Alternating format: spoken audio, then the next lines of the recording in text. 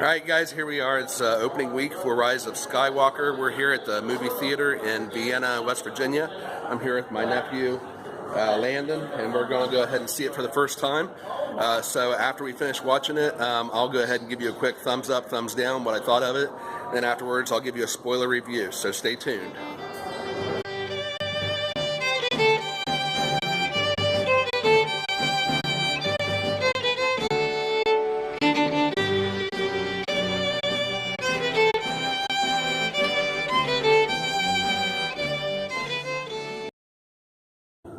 Alright, we just finished watching The Rise of Skywalker. I promised you that I'd give you a quick thumbs up, thumbs down on it, and a quick non-spoiler review after we see it, and then we'll go back later and I'll give you a spoiler review. Landon, what did you think of it? Thumbs up or thumbs down? Thumbs up. Thumbs up. What did you like the best about it? Without giving way too much. I don't know how to do that. Okay. Okay, so you thought it was thumbs up. Yeah. Okay, now I'm going to cheat a little bit. I honestly am very conflicted with it. I thought it was filmed very well. The story flowed a lot better than The Last Jedi did. And so I think J.J. Abrams did a very good job directing it. I liked some of the directions they took with the characters. I liked the introduction of some of the new characters. For example, General Pride was everything that General Hux was not in the other two films, and so I was very pleased with his character. I liked Jory Bliss, whatever it is, and I'm interested to see where they pick up from there. And the other new character, I can't think of her name now, but the other character, they left it open-ended for her to where they could do a spin-off with her and another character. I'm not going to say who because it could be a major spoiler for you. But anyway, I found that interesting as well, although what we've seen of that character so far is just a rehash of another one. And so while that character, the new female character, not Jory Bliss, but the other one, I can't think of her name, Jana. The new character, Jana, while what they showed us of her was basically a rehash of another character, and I'll talk about that more in the spoiler review, but it left it open to where we could get more in a spin-off movie with another character that they talked about a little bit at the very end. Basically what I liked about it was it was very well put together, very well done. I liked a lot of the way they wrap things up, a lot of the loose ends. There are some loose ends that are still pretty loose as far as I'm concerned. I'm going to have to go back and watch it a second time, maybe a third time, and watch the other films and see how it clears up some of those. And so maybe that'll clear up things for me when I do that. But as of right now, some of the things I'm very conflicted about. I thought it treated the new characters very well, but in a sense, it felt like it cheated some of the classic characters. And so I'll talk about that a little bit more in the spoiler review. But anyway, I can't really give it a thumbs up or a thumbs down. I have to do a kind of in the middle sort of thing. I don't know. So if you've seen it before, if you've seen it already, go ahead and comment your thoughts down below. And stick around because I'll be back in just a couple minutes to give you my spoiler review. And then I'll come back later after seeing it again and hopefully give you a thumbs up or thumbs down on it. Maybe even a 1 to 10 rating.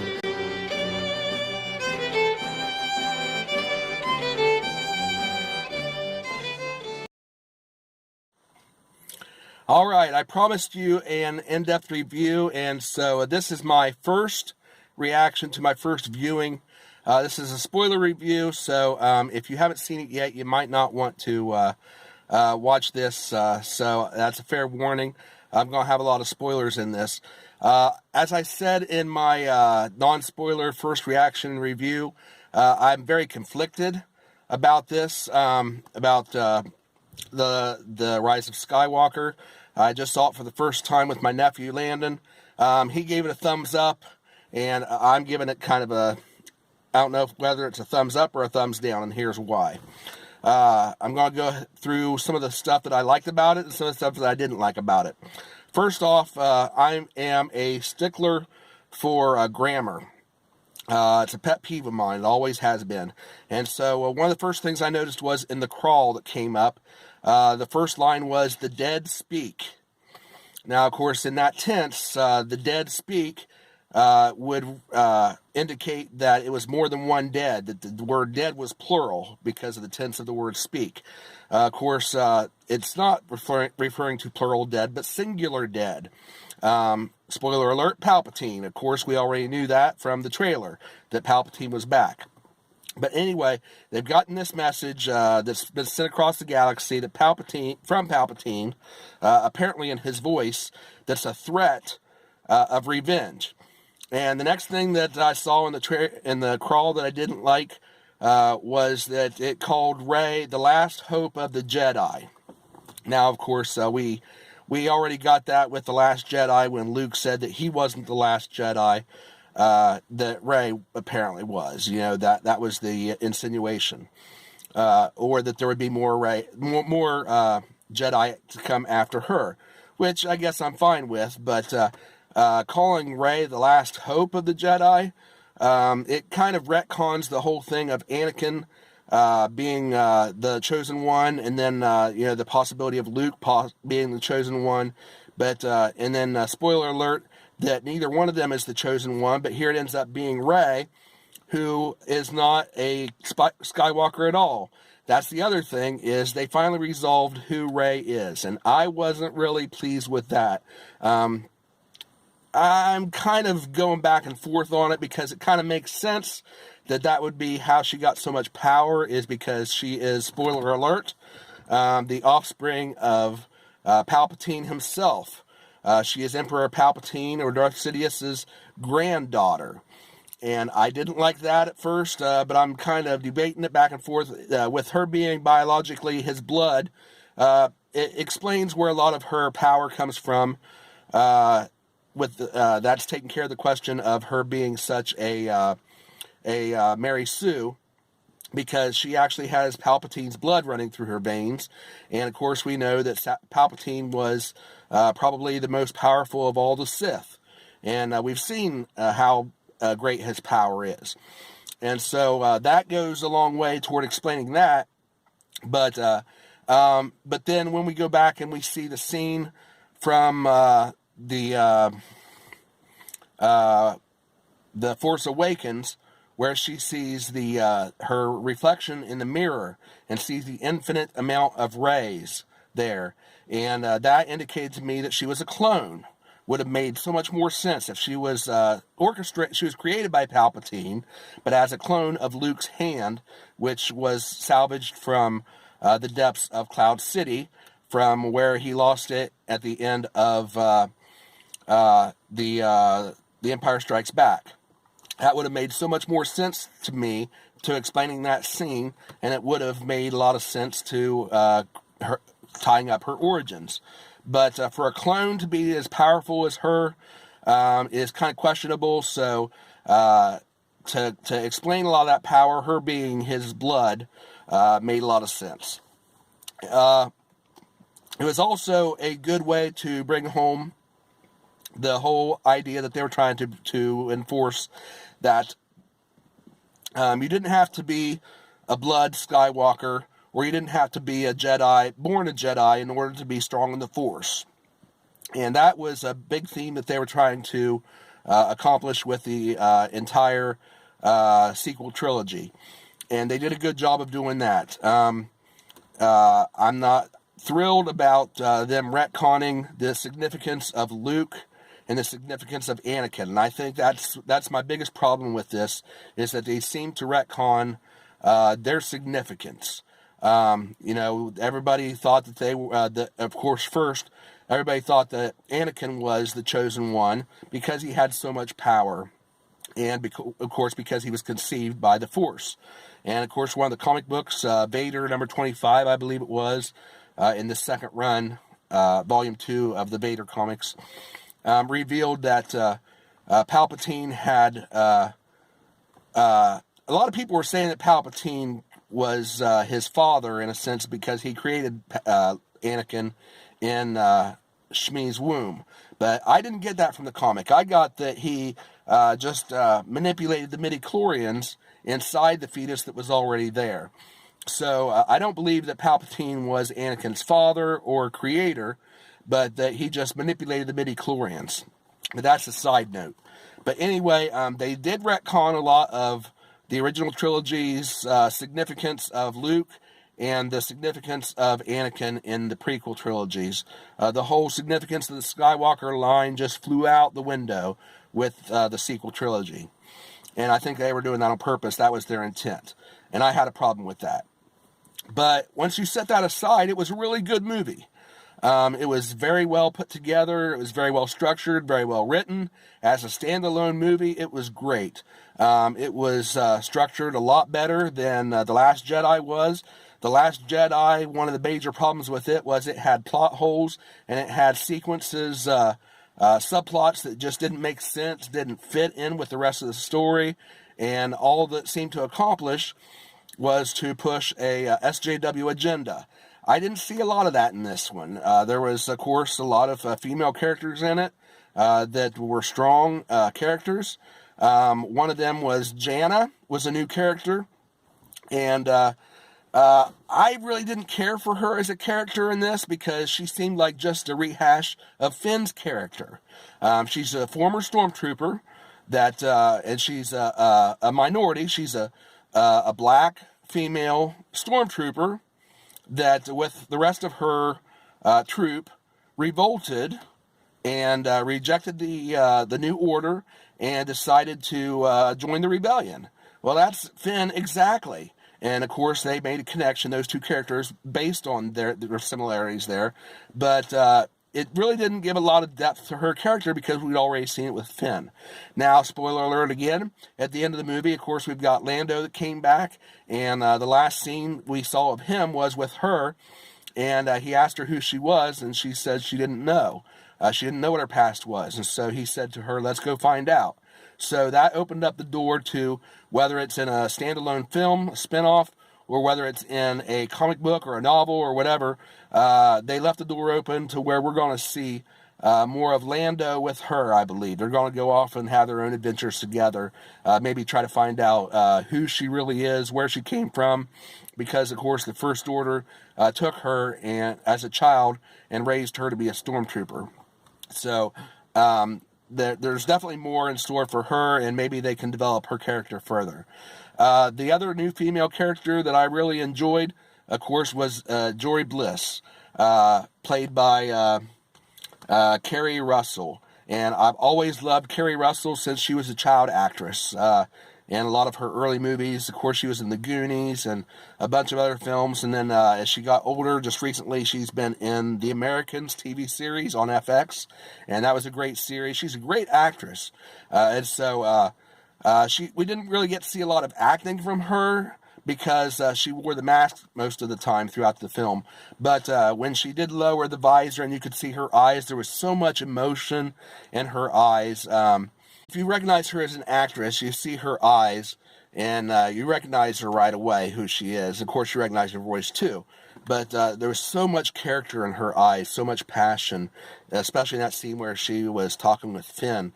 And, of course, she has Poe, and she has a past with him. And the final scene between those two, it was carried out completely with just expressions and movements, pantomiming, because she had the mask on, so she did all of her movements, with her head and her hands, and they were like communicating across the distance with each other, and so all without words. And that was a wonderful scene because the two actors brilliantly portrayed what they were communicating to each other without words, and so that was a very good scene. As far as how it handled the characters, they of course wrapped up Leia and Luke's arc. I thought it was beautiful at the end where it showed the two of them as Force ghosts together. Of course, that's a spoiler that Leia does die in this film and becomes a Force ghost. Also, there's a scene where Chewbacca is killed in an explosion, and then they kind of tease us with that, but then he comes back because he wasn't actually on the ship. And so when they blew up the planet that Jory Bliss was on, I was thinking, oh no, they blew her up already. She was a decent character. I would have liked to see more of her. But then I got to think about it. How do I know that she was actually on that planet? She could have survived, and sure enough, she did. So they had a few of those misdirections for the audience, to where they made you think that a character was dead, then they came back. They did that with a couple times with Rey and with Kylo. She gave Kylo a death blow with a lightsaber that should have killed him, and then she used the Force to bring him back in a way that we haven't seen before with the Force. We haven't seen the Jedi be able to do that, and so I had some concerns about anytime they add some new Force abilities that they didn't use in the past, because the question is, why didn't they use those in the past? But the more I think about it, it kind of makes sense, because simply because she is a cross between a Palpatine and a Skywalker. But she's a Palpatine by blood, so she's got his power flowing through her. But then she rejected the dark side and embraced the light side of the Force, the Jedi power. And so she's got the best of both worlds. And so with that understanding, it kind of helps me to come to terms with how strong she is and how significant she is to the saga. Because it makes it not only the Skywalker saga, but the Palpatine saga rolled up together. And of course, in the end, she embraces the Skywalker legacy instead of the Palpatine legacy. And that's what they meant by The Rise of Skywalker. Now, I didn't like the title. I never did. I thought it was worded weird. And when I was giving my predictions on this channel of what I thought the title was going to be, one of them, I believe, had something to do with the Last Order, The Final Hope, The Last Hope. Those both would have been good titles, and they were both alluded to in the film itself. Palpatine offered a new empire, and he offered to, and what he was building was also called the Final Order. And then, of course, in the crawl, as I said, they alluded to Rey being the Last Hope. And so those would have tied, the title of Last Hope would have tied good to the opening, the very first episode, episode 4, A New Hope, and then call this the Last Hope. I would have liked that a lot better than The Rise of Skywalker. And also A New Order, or The Final Order, or A New Empire would have made sense because of what they were trying to build. I think the Last Hope or A Final Hope would have been the best title all around. But, you know, that's neither here nor there. They chose not to use it, and so it is what it is. Okay, so we did see some Reylo stuff to appease the teenage girls that wanted to see Kylo Ren and Rey get together. It was short-lived, of course, with the final death of Kylo Ren. So I didn't have a major problem with that. You know, it didn't make sense earlier, but then in the context of the film, I guess I can let that go. I can accept that. Also, we saw the redemption of Kylo Ren. Now, of course, right after we saw the death of Leia, and of course that Kylo and Rey both felt that through the Force when she died. But immediately following that, after Rey left, Kylo was up there standing alone, contemplating the death of his mother, and of course you could see the regret and everything, and how he was going through that pain, and that was very well acted, very well portrayed. But then we saw Harrison Ford return as Han Solo, and it was a beautiful scene. He didn't come back as a Force ghost, as a lot of people were predicting, which I'm glad of, because it wouldn't have made sense for him to be a Force ghost, because that's not, as he would have said. That's not how the Force works. But anyway, he did come back in a vision that Kylo had, and of course, Kylo, it showed a scene of the same scene where Kylo killed him, as we saw in The Force Awakens, but this time Kylo threw the lightsaber away instead of killing his father with it, and then turned around, and of course the vision was gone. So it was all in his head, but it was very good way, a very emotional way of showing his redemption, and a very emotional way to include Harrison Ford as Han Solo in this final installment one more time. Speaking of one more time, there was a scene with C-3PO where he was sacrificing his memories in order to save the mission, because he calculated the odds that if they failed in this mission, then everything they had always fought for would have been for nothing. And so that was a big opportunity for him to be the hero of the film. And I'm not sure how I feel about that, because they ended up retconning that. He ended up getting his memories back, which is a happy ending for him, but at the same time, it kind of falls flat because it took away his hero status, in a sense. Of course, he was still a hero for offering to offering to give up his memories for that, but he ended up getting them back, which kind of put a little bit of a damper on it. So I'm kind of back and forth on that. The final thing is about the Force and how they presented it. I really had a problem with that, because they keep adding all these Force powers. They keep making the characters have these amazing abilities, like the new characters, like Rey and Kylo both had this amazing connection with the Force, to where they were able to do all these amazing stuff that we've never seen any of the other Jedi be able to do before. And it kind of cheapened the other two trilogies, to where, I mean, literally, you had Rey jumping up into the air, doing a somersault, and slicing a TIE fighter. You had Rey and Kylo doing a force pull, pulling a huge transport that's flying away back and forth until it explodes. I mean, this is like godlike powers. And of course, with Rey being a Palpatine who embraces the Jedi way instead of the Sith way, kind of helps explain some of that. But Kylo also had that power where they were pulling back and forth between the two of them. They were so evenly matched in a lot of ways. It just seemed to make them too powerful in this film compared to the previous Jedi that we've seen, including the ones that were supposed to be the chosen ones.